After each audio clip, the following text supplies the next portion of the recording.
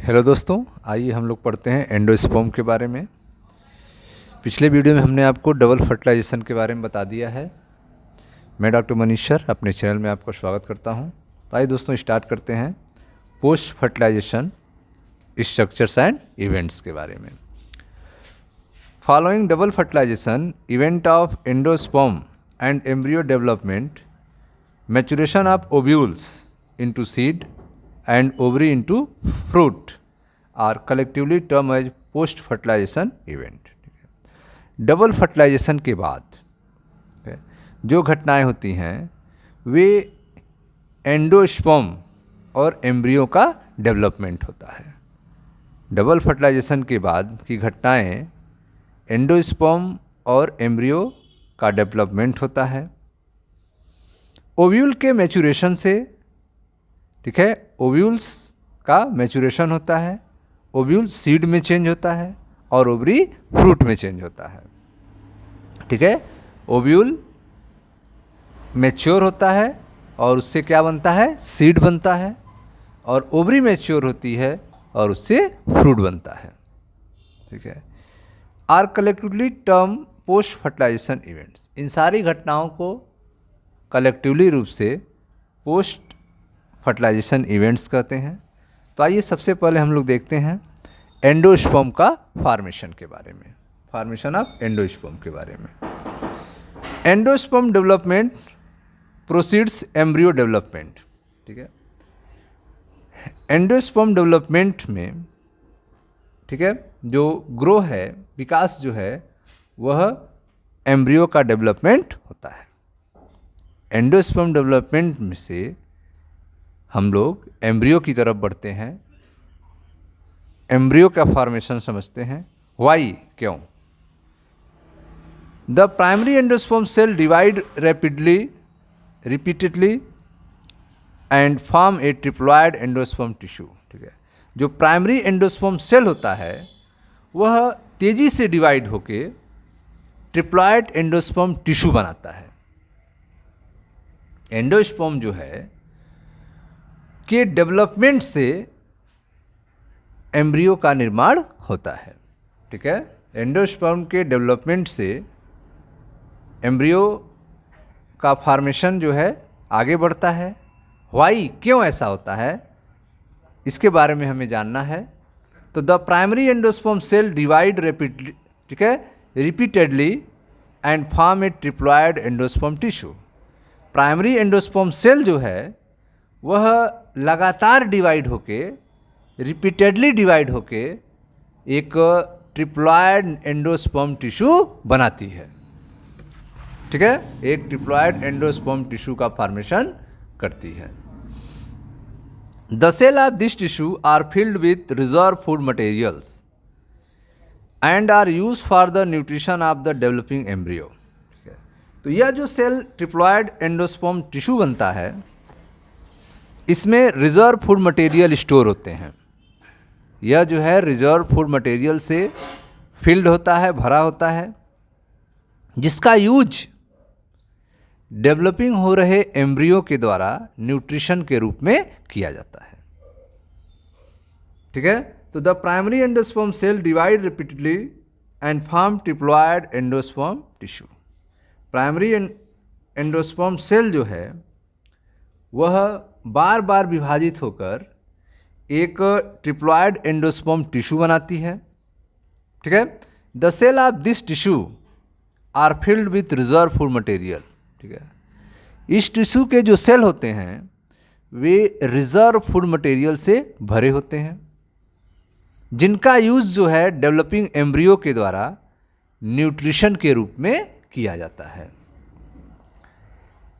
In the most common type of endosperm development, the primary endosperm nucleus undergo successive nuclear division to give rise to free nuclei।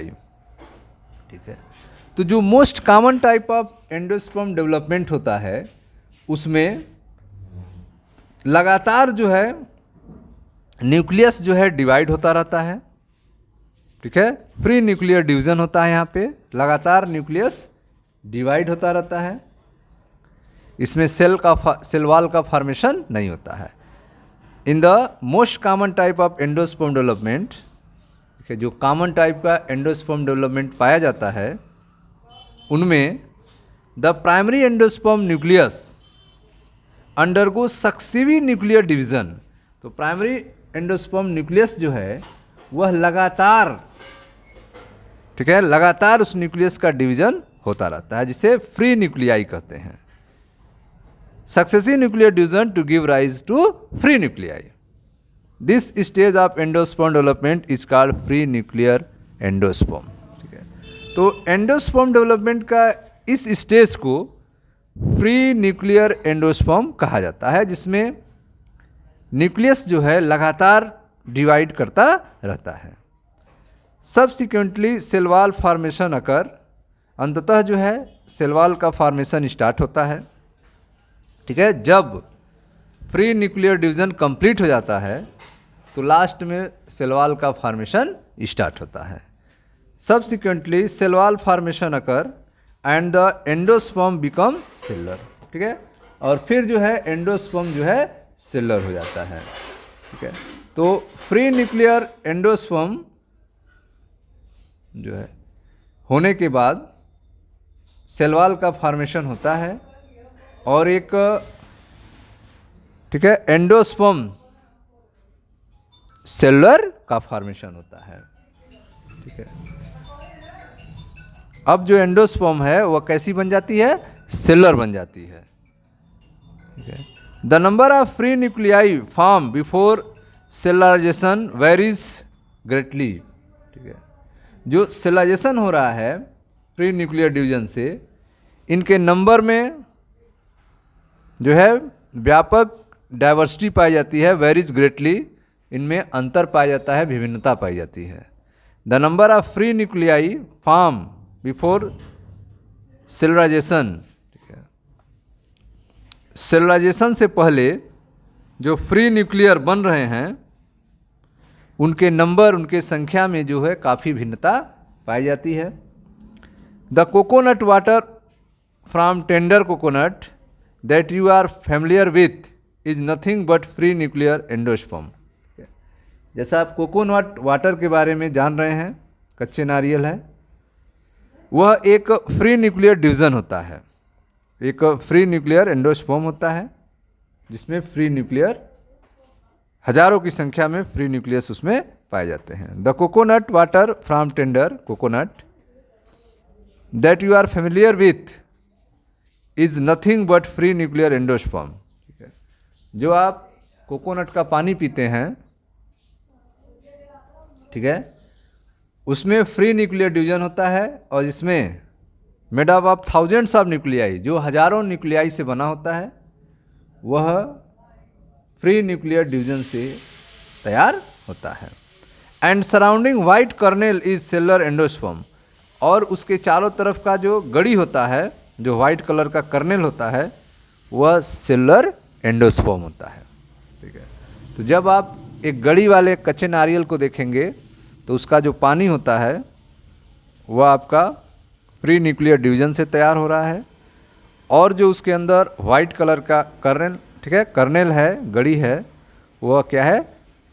Cellular endosperm होता है। ठीक है, endosperm में either be completely consumed by the developing embryo.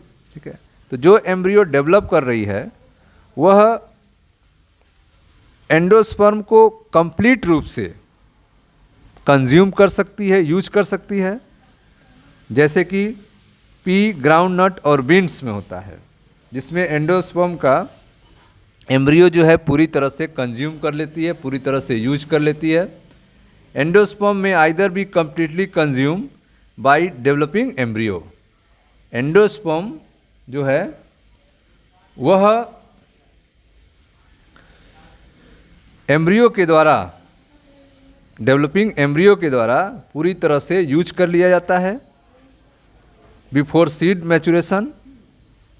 ठीक है, seed maturation से पहले developing embryo के द्वारा एंडोस्पर्म को कंप्लीटली रूप से कंज्यूम कर लिया जाता है, जैसे कि पी में, ग्राउंड नट में और बीन्स में।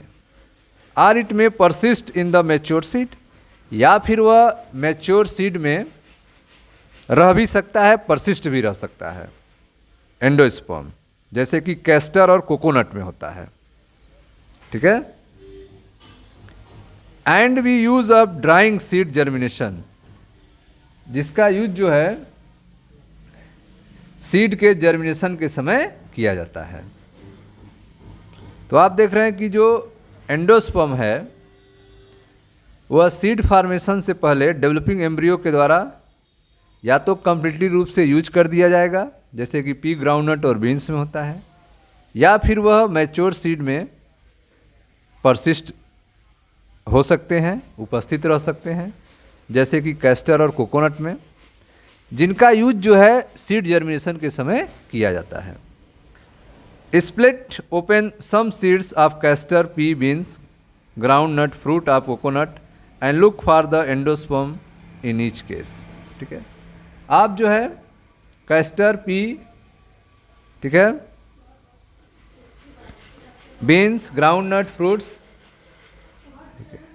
इनके जो फ्रूट्स हैं उनको आप खोलें और उनके एंडोस्पर्म को देखें और पता करें। ठीक है। The endosperm is persist in cereals, wheat, rice and maize. ठीक है। यह पता करें कि क्या एंडोस्पर्म जो है वह सीरियल्स में उपस्थित होता है, व्हीट, राइस एंड मेज में। ठीक है। तो क्या एंडोस्पर्म व्हीट, राइस एंड मेज में उपस्थित होता है सीरियल्स में, और आप जो है castor, pea, bean, ground nut, fruit, coconut को उसमें से एंडोस्पर्म को देखें। ठीक है स्टूडेंट्स, तो यह था आपके एंडोस्पर्म के बारे में। मिलते हैं नेक्स्ट वीडियो में जहाँ पर हम लोग पढ़ेंगे एम्ब्रियो के बारे में। Thank you.